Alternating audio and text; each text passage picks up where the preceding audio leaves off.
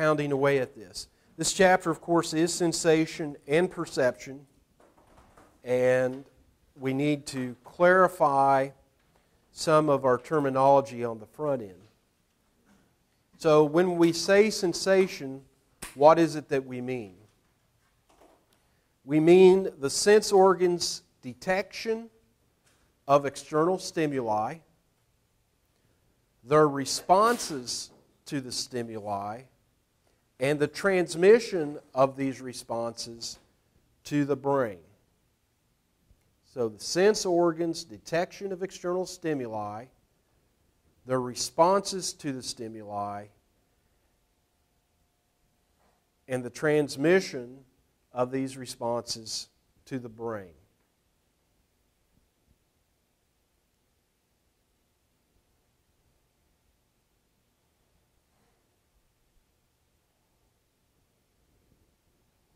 So when we talk about detection of stimuli, what we're talking about is having a receptor, having a piece of our body that's designed to detect a specific type of energy.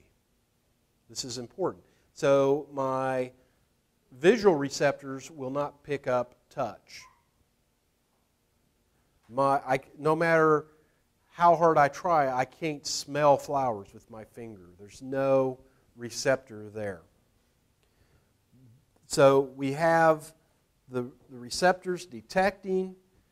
They have to convert what they detect to energy that can go into an action potential, be sent to the brain, and then something different happens. Now, so sensory coding is this process that we're talking about. And one idea I would like for you to get kind of firmly in your mind, I always forget to hold the shift key, is that there's some difficulties the nervous system is going to run into right away. What did I tell you about the action potential in terms of its firing? What were some of the things that made it like a toilet? All or nothing. So if it's all or nothing for a neuron firing, it can only be on or off, right? It can't be 3/4 on. So if you're going to transmit intensity of a signal, you can't just have that be on the off-on.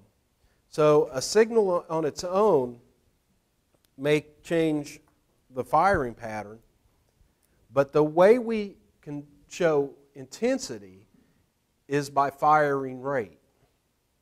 And what this diagram from your book shows is this very bright area, or this very bright light, is going to be encoded by a very rapid pace of firing from this neuron. The brighter it is, the more it's going to flash. Now, how do the neurons know the difference? How does the brain know the difference between red and green? Very simply, what's happening is different neurons are involved. The neurons don't have to tell the difference. Each receptor is served by its own neuron. And then that neuron is going to project to the different part of the brain. So in the case of color, there are going to be receptors and neurons devoted to red. There's going to be receptors and neurons devoted to green. And the two never intermingle. So there's these separate pathways that are involved all the time. Uh-oh. That's kind of a mess, isn't it? Let me clean that up just a little bit.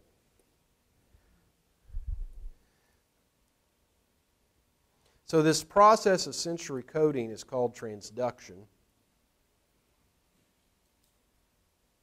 And transduction is simply the process by which sensory receptors produce neural impulses when they receive physical or chemical stimulation.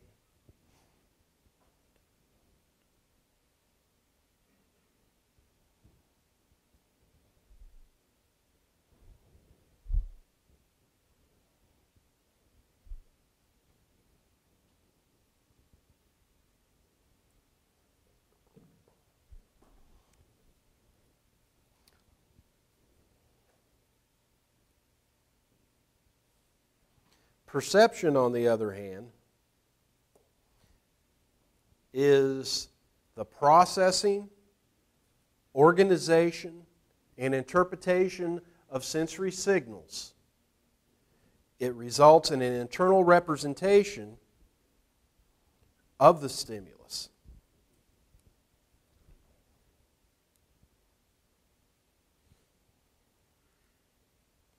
The processing, organization, and interpretation of sensory signals. It results in an internal representation of the stimulus. This is a constructive process. It is a process where your brain builds a representation.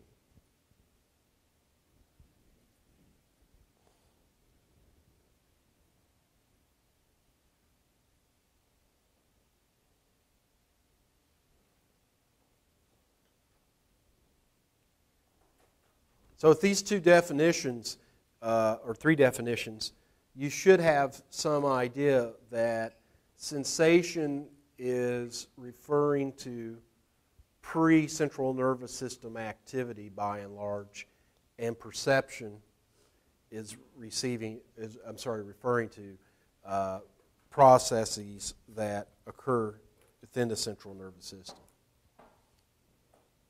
Now, back in the 19th century, when psychology was young, two psychologists in Germany, Ernest Weber, I know it looks like Weber, but it's Weber, and Gustav Fechner, developed the school of psychology called psychophysics. They were very much influenced by the field of physics and wanted to be able to measure things, wanted to be able to develop equations that explain behavior. They developed a number of ideas, the first of which is the absolute threshold. This really annoys me. Grouping, ungroup.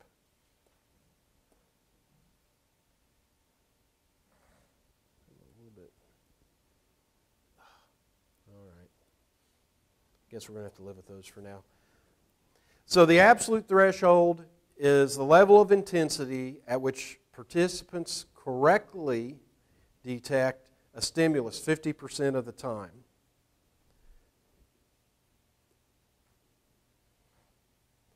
Now, the way to think about that is, let's see, if you were going to graph this out, you could have on this axis percentage of accuracy, on this axis how strong the signal is, signal intensity. And you can imagine if you had a very, very weak signal, you might not be able to detect it. A little bit stronger signal, you might not be able to detect it.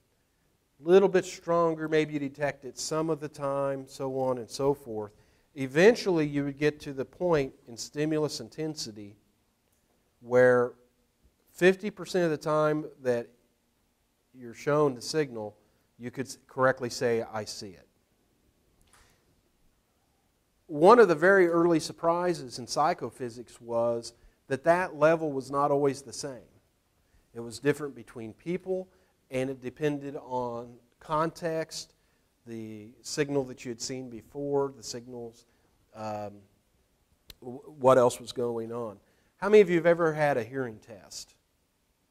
That's what they're doing when you're having that hearing test. They go, raise your hand when you hear the beep.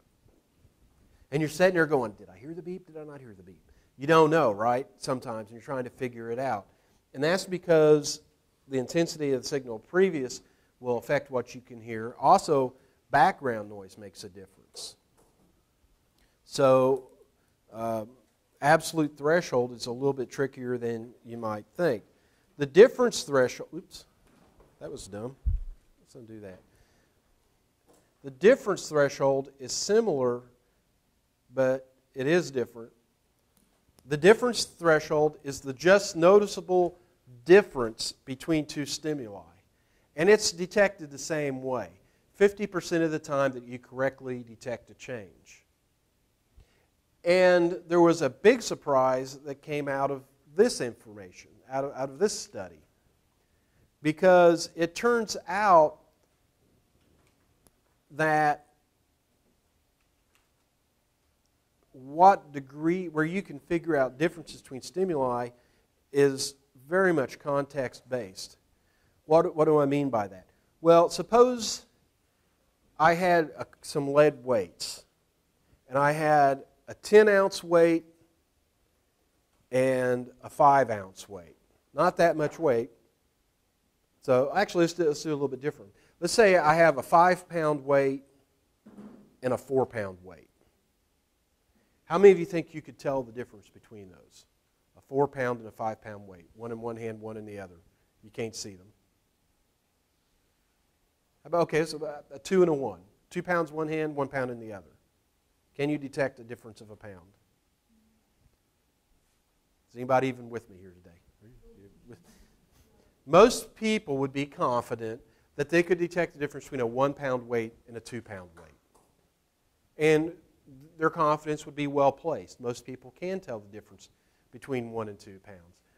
But if I took and put a 10-pound weight in each hand and then added a 1-pound weight to one of them, you might have difficulty determining that difference. Because as the magnitude of the stimulus increases, you need a correspondingly large magnitude to be able to tell the difference between them.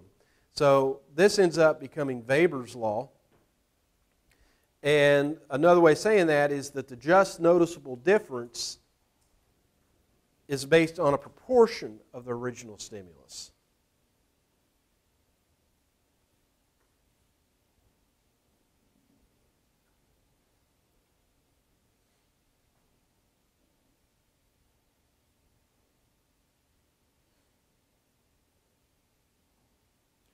So what's another way of thinking this? Think if you had $1 million. Does $100 seem like a lot of money? If you have $200, does $100 seem like a lot of money? It's the same thing, except what's kind of cognitive in one case is very much physical in another. This holds true across all of our senses. So it doesn't matter if we're talking about taste, tactile, vision. You have it. There it goes. The last of the ideas I want to talk about at this particular moment is sensory adaptation. And sensory adaptation is simply a decrease in sensitivity to a constant level of stimulation. A decrease in sensitivity to a constant level of stimulation. What are we getting at here? Well, essentially what occurs is if you are always in a loud area, that, as I say, under an airport, you'll eventually stop noticing the jets coming in overhead. I remember when I was teaching in Oklahoma, I was right outside an artillery base at Fort Sill. And there would be jets coming over the buildings. There would be they'd literally be shelling 10 miles away, and it would shake the buildings. And I remember when I started there, every time in a lecture that would happen, it would be very, very distracting. By the time I left there 2 years later, you could have probably had an actual war on the campus and I wouldn't have noticed. I just adapted to it. Now, what the other side of this, though, is if you've adapted to something that's there and it suddenly stops, you notice it. But the constant stimuli, you just stop attending to. Now, there's some kind of interesting consequences to this. One of the reasons that your eyes, you may not know this, but your eyes are always moving. There's a little twitter in them all the time. Because if you didn't have that, this sensory adaptation would mean that the neurons literally stop responding in the same way. your eyes would go black. You would lose sensation. Yeah, so that little jitter's a good thing. Now, very importantly though, even though we stop attending to that sensory input, it doesn't mean that no part of our brain is paying attention to it, because we know that there are differences in likelihood of violence and school performance for people who live in highly crowded, noisy areas versus areas that are not. So it's not as though there's no impact whatsoever, it's just we cease to notice it. So we are influenced by these. Very quickly, I'm going to talk to you about the senses. By and large, I'm going to let you read on these. What you'll see is across the senses, the same processes occur by and large. So the reception, the transduction, so on and so forth, they go to the cortexes and are interpreted. Once you understand one of the sensory systems, you kind of understand them all. So first, let's look at what the senses are. Taste, smell, touch, hearing, and vision. So you should know what the senses are. You should know what the stimuli are that activate those systems, what the receptors are, and what the pathways are. So for taste, it's a chemical sense. It's one of the two chemical senses. Molecules are dissolved in the fluid on the tongue.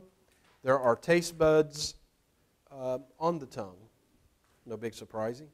The neurons, the pathways that carry the signals are portions of the facial, glossopharyngeal, and vagus nerves. So these are cranial nerves. Smell, you are looking at molecules dissolved in fluid, in mucous membranes on the nose. This is also a chemical sense. Perhaps there's an argument to be made, it may be the oldest of the senses, certainly a very ancient sense. And these go directly to the brain through the olfactory nerve. Touch, these receptors are in the skin, and if you're above the neck, the neural pathways are the cranial nerves. If you're down below the neck, they're the spinal nerves. Hearing, the appropriate energy for that is sound waves. And sound waves are going to be transferred really into changes in pressure that little hair cells inside your ear canal get moved around. They go to the brain through the auditory nerve. Vision, of course, uses light waves. The sensory receptors are rods and cones, and they go directly to the brain through the optic nerve. And there's almost an argument to be made that your eyeballs are your brain being exposed to the environment in a way that no other part of your body is, because it's nerves right out to the very end. The receptors are right there. If you were to go through the lens, you're now functionally in the brain. So the eyeball is kind of unique in that sense. So how much sensation, how much of a signal, sensory signal, is required to create? Yes? Yes?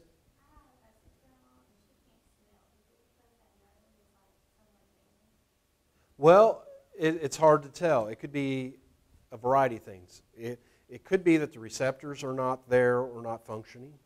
It could be that the nerve that transmits it is not functioning. Or it could be the cortical space where olfaction occurs isn't working. So without testing, it would be hard to say. And We see this with a lot of things. Vision is kind of the big case that people are familiar with. Why is somebody blind? Well, we don't know. They could be cortically blind, which means that that portion of the brain just isn't functioning. They could have no receptors. The nerve could be shattered. So was she able to see at one point, to smell at one point and then couldn't later? Never. Yeah.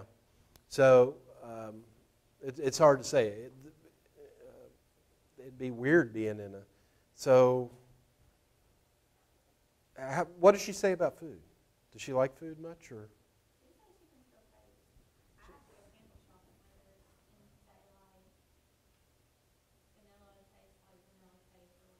Mm-hmm. Well, yeah. Yeah, I mean, you could. In fact, if you want to do an interest, we could do this. Your sense of taste without smell is greatly impaired. That's why I asked. So, and also our sense of taste requires textures some too. So if you've ever had the jaw wired together, thankfully I haven't had this happen, and you have to drink all your food for a while. You can have a steak, but I promise you, if you're drinking a steak, it's not the same experience as chewing on one, right? But what you can do if you don't believe me is go to the grocery store, get you a beautiful apple, the most beautiful apple you can find, and an onion. Peel the outer layers off of both, blindfold, and you got to block your nose, and bite out of both.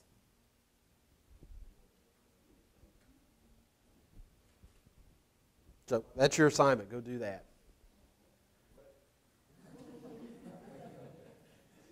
You'll be surprised by the experience.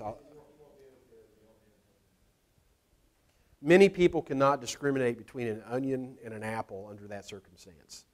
Yeah. But how is it if, sometimes you can taste things like the way they smell? Like, say if somebody farts, you can taste it. I'm not trying to... I have to say, I've never had this question. All right, so ask me that again, because I confess I got distracted. Like sometimes you can taste the way things smell. Like Yeah. taste exactly how the thing smells, but even though you're not actually tasting it. Yeah, well, that's what so your memory is getting involved here. Maybe you smell it, but you can taste it. Right. So if I may take liberty with your question and say, Grandma's baking bread or an apple pie, and you smell that. So if you've been around a bakery, people kind of go, smells good, and you kind of start drooling like Pavlov's dog. You kind of get it.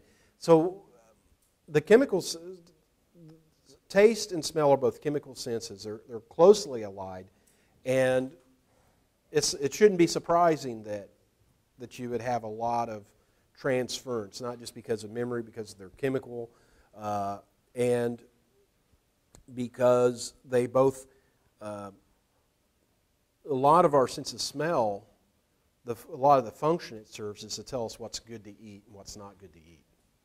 So that should not be surprising at all. It's kind of the flip side of the onion and the apple. If I disable a sense of smell, then I'll have trouble discriminating as clearly.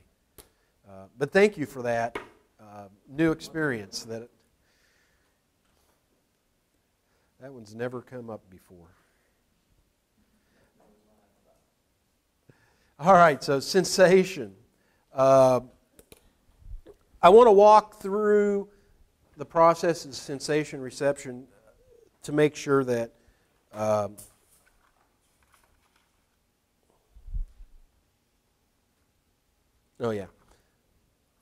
that we all understand the processes that are going to be important.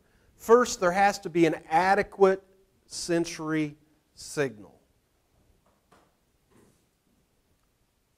Do you know how you can, if you go stand on the right hill, you can pick up the local TV station in your head? Has anybody had that experience? No, you haven't. And that's because you're probably not schizophrenic and you've probably not got receptors for TV waves in your brain. So you have to have an adequate sensory signal. You have to have one that's going to produce one that we can detect. It has to be of sufficient strength that you can detect it. What you can smell versus what a dog can smell, two different worlds. What a shark can detect, like it always amazes me when, I can't remember what the numbers are right now, but it's like a drop of water they can smell, blood in the water rather, they can detect it at some bizarre distance. We don't have that sense of olfaction. So the strength is going to be important. Again, the receptors are very important. No receptor, no perception. We'll come back to this idea in a minute.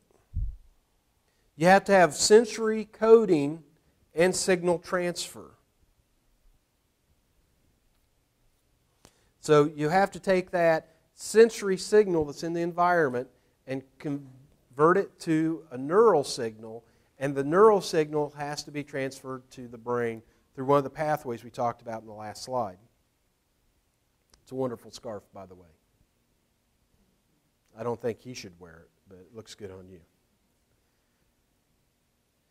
So that's sensation type processes. The rest of it's going to be perception. And again, I want to remind you, and there's a reason that's in red, that perception is a constructive process. It's one in which we build what it is that we see.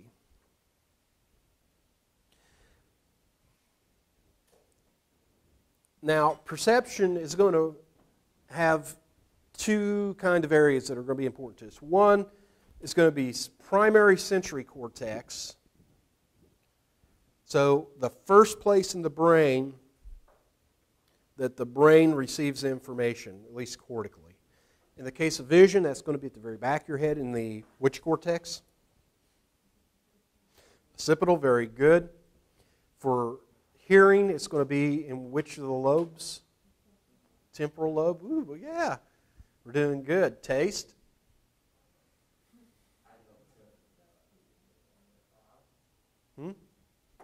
All right, we'll work on that.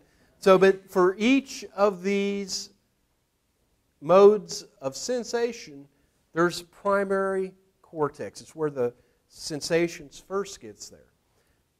And if you lack that primary cortex, you're going to see some very predictable problems. You might have object agnosia, which I don't think we've talked about yet. So, agnosia it means not to know. A meaning without, gnosia meaning knowledge, means without knowledge. So the word agnostic means not to disbelieve in God is commonly used. It means not to know if there's a God. Anti-theist or atheist would be to say no God. But to not know in terms of psychology and neurology, we'll talk about a lot of agnosias, it means to be without knowledge. So object agnosia would be to have a very specific part of your cortex that is dealing with objects and recognizing objects. Motion blindness, we've spoken about before, right? So this should start making sense. If you don't have that portion of your cortex that is interpreting movement, you're not going to see it. If your fusiform gyrus is damaged, what are you going to lack? Fusiform gyrus does what? We've talked about it several times. Capgras syndrome, ability to recognize faces, which of course is prosopagnosia. You probably remember from reading your text over the weekend. And again, hemineglect.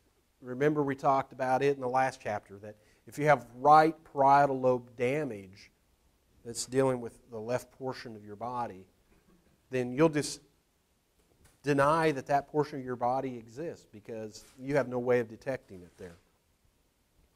Now, as the information is progressively processed in the brain, more complex levels, we move to what is called associative cortices. And what's going on in the associative cortex is various bits of simpler processing are going to be combined together. So in case of vision, we're going to combine the color with the movement, with the shape. And then as we move color, movement, and shape forward, we might have the what is it, the where is it. These are associative cortexes, and layer by layer we build up a more complex representation. So context becomes very important as we're interpreting, as we saw in the case of the rat face, right? The rat, we call it kind of the rat face experiment. Either it was a rat or it was a face. The context, what you see previously, counts. Now, there's some really weird stuff that happens too. If you look around this room, we're blessed with an enormous number of corners for a room this size. You can see those corners very clearly, can't you?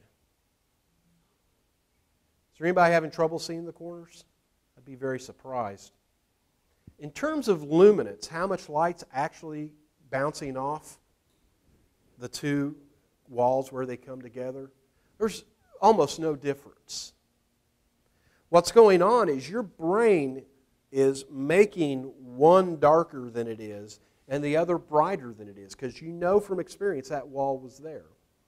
Now you can imagine if we were to go up into Alaska, say, and we were able to find somebody who had always lived in igloos, who had never had experience with square rooms like we have, they would not be very good at seeing the corners. They just wouldn't, because they don't have that history. So that context counts. We're going to see also when determining in some of the eyewitness stuff how questions that are asked will influence perception, how our biases influence our perceptions of things. So primary sensory cortex, we're talking about this idea of bottom-up processing. The associative cortices, we're talking about top-down processing, where our cognitive world is causing us to think about things differently.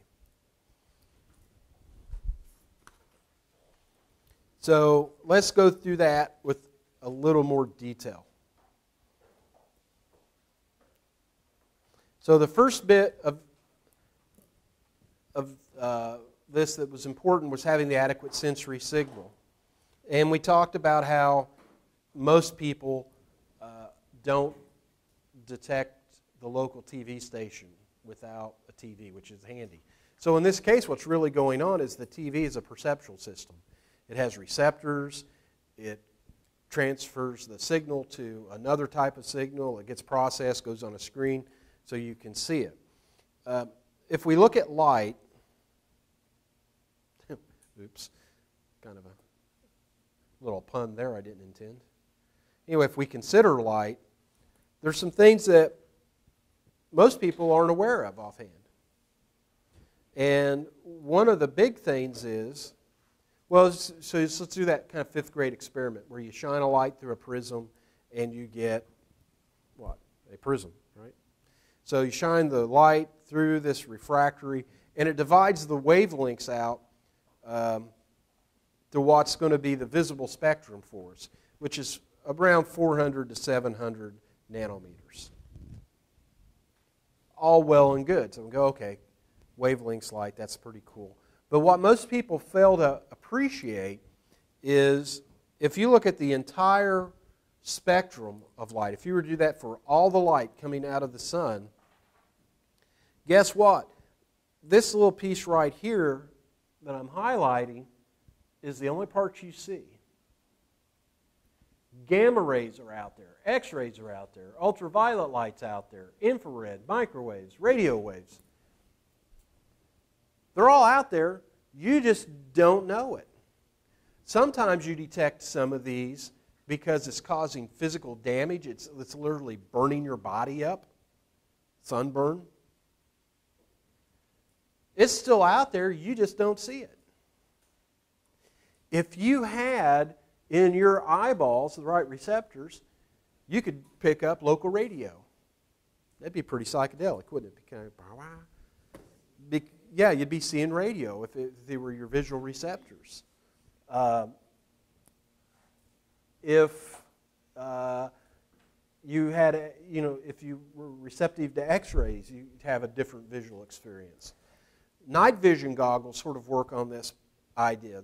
They're intensifying a small level out there, but it's things you don't see. So a better example might be the thermal sensors. They're picking up different wavelengths. So there's a whole world of information out there that we just act like it doesn't exist. But it does. And there's always the possibility that another species is experiencing it, is able to deal with it. Another great example of this would be dogs in range of hearing.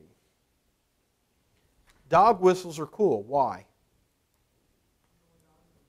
Only dogs can hear them. Why can dogs only hear it?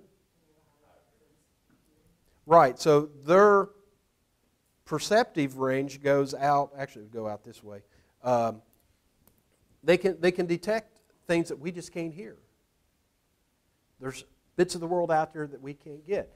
But, good on us, there's parts of the world that we detect that they cannot because of our receptors, which I'll talk about here in a minute. So this is true of light. It's true of sound. It is true of all of our senses. 2, the receptor. If you don't have a receptor for a type of energy, you're never going to detect it. So it's kind of related to number 1.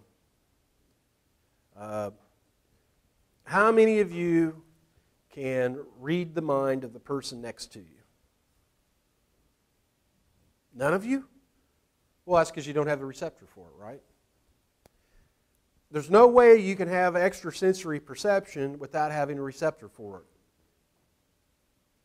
So until somebody can explain, well, first you're going to have to show ESP, which is problematic.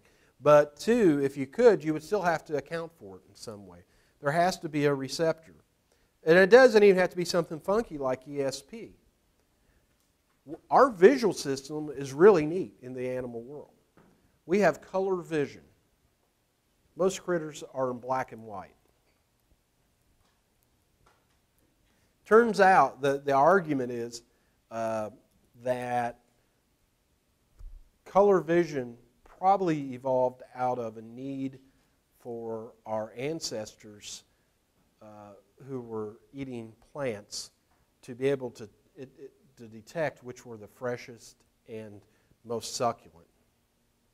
And it turns out that the shade of green becomes important in that.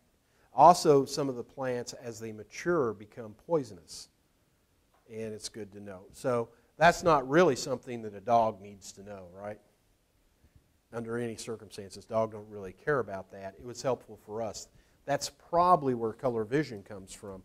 But what is important for sure and certain is that the way we detect color is through receptors that have been tuned by evolution to be particularly responsive to different light wavelengths. So the short wavelengths are the blue ones, and we always see them as blue. And then green and red as things get longer. So the receptor is a big deal. Sensory encoding and signal transfer, big deal. Here in the example of the eye, we have the light waves coming in through the pupil and through the iris and the lens. And back here at the back of the eye, we have the retina. And the retina is where the receptors are. And this is kind of a blowout here. And you see the rods and the cones. And then they send the signals back through the optic. Excuse me. Wow. I'll be back with you in a minute. All right. The receptors send that signal back through the optic nerve. Now, there's a really neat deal you can do, and your book has it. I think the diagram your book uses is the bunny and the dot. Did anybody read the book over the weekend like you're supposed to? Just chapter 3. Okay. Survival's important too. What happens is there's a picture of a bunny and there's a picture of a dot. And we can't do it on the screen because how far away you are from it matters. But if you look at the one, basically the other goes away. You'll end up covering them. There's another one you can do with like the roll of toilet paper and putting your hand out in front of you. Anybody done that? It's pretty cool. You can have a hole in your hand if you do it right. And the reason this works is there's a blind spot in your eye. There has to be a blind spot because where the optic nerve is exiting the eye, there's no receptors. So if your eyes really gave you a high fidelity image of what they were taking in, there would always be these two black spots in your visual field. It'd be kind of weird. But it kind of does that Photoshop trick of painting over. And the other thing that helps you there too is, remember I told you your eyes are always doing this kind of Twitter thing? Not sending messages, but moving back and forth. That also helps. So you got to have the sensory encoding transfer. This is the second half of this. The thing that I think is going to be of interest to us here, I'm just going to talk about it for a moment and then move on, is, so if you took and kind of cut the brain at this level, this is what you're looking at. And the red and the blue, maybe it's green, are showing you hemifield. So if you notice on the right hemifield of this eyeball and the right hemifield of this eyeball, they're both colored red, and the left and left are either blue or green. Notice here what happens, what's called the optic chiasm, where they come together. You end up with all the red on one side, all the green on the other side, as it goes back to the visual cortex.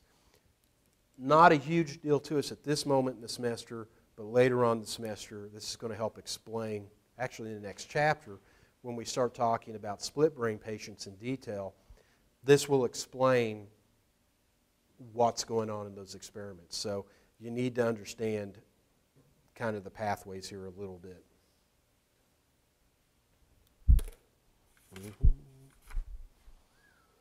I should not have a blank page here. Did I? Did I double tap? All right. So then we want to have primary sensory cortex, which again is where I don't think it's going to let me do that. These are all, hang on just a second.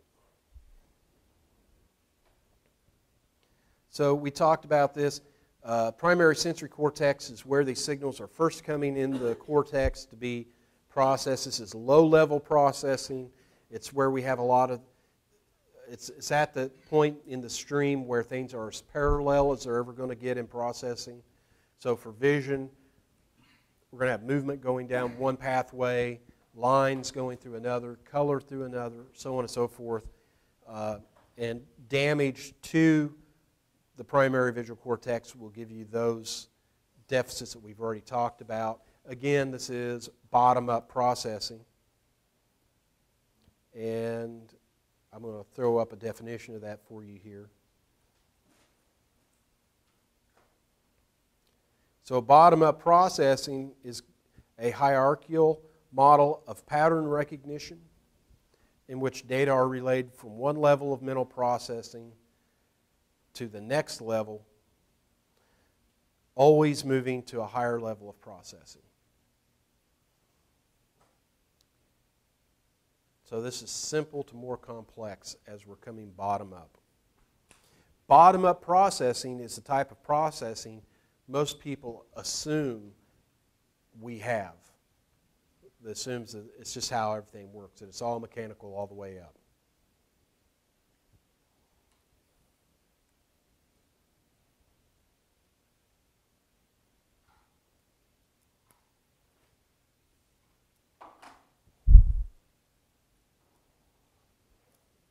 Now, on top of all of the other things I've told you about this, there's another piece that's going to be important.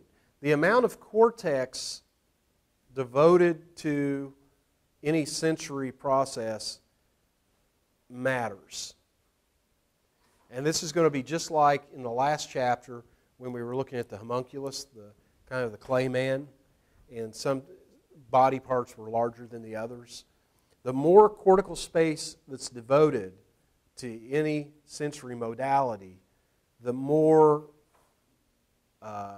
processing power we're going to have.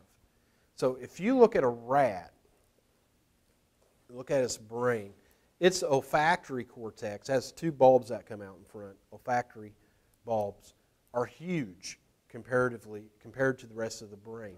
That's because rats depend just enormously on their sense of smell. They also have a massive amount of space devoted to their vibrissa, the big whiskers that come out the front. If you want to mess up a rat, clip those off. If you take out those vibrissa, they can't function. They lose a lot of their sense of feel because they move around in dark areas. They don't use light the way we do.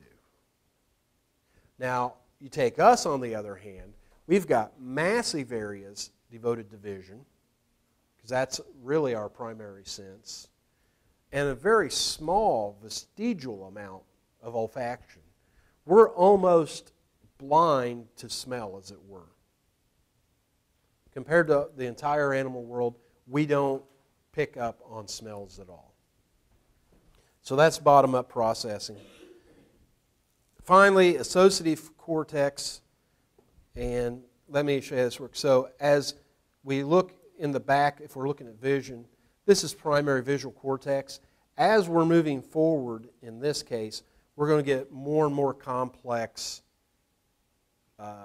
representations. So we have one stream of processing, the dorsal stream. It's actually kind of back here more. But anyway, that's worried about where things are in space. The ventral stream down here is more concerned about what they are. And then there's another final layer of cortex where it all binds together, where you develop this sense of what it is, where it is, why you care. It finally becomes this representation that you feel like you have. But it's all dependent on these other pieces. And this higher level of processing, again, determines to some extent the processing of the sensory information as it's coming upstream, which brings us back to our Cambridge paragraph and our Ratman exercise. So that's what I have to tell you about sensation and perception. It's important to us because it's going to be foundational to the next chapter, which is consciousness, which is, I think, pretty interesting stuff. So with that said, I'm going to let you have 6 minutes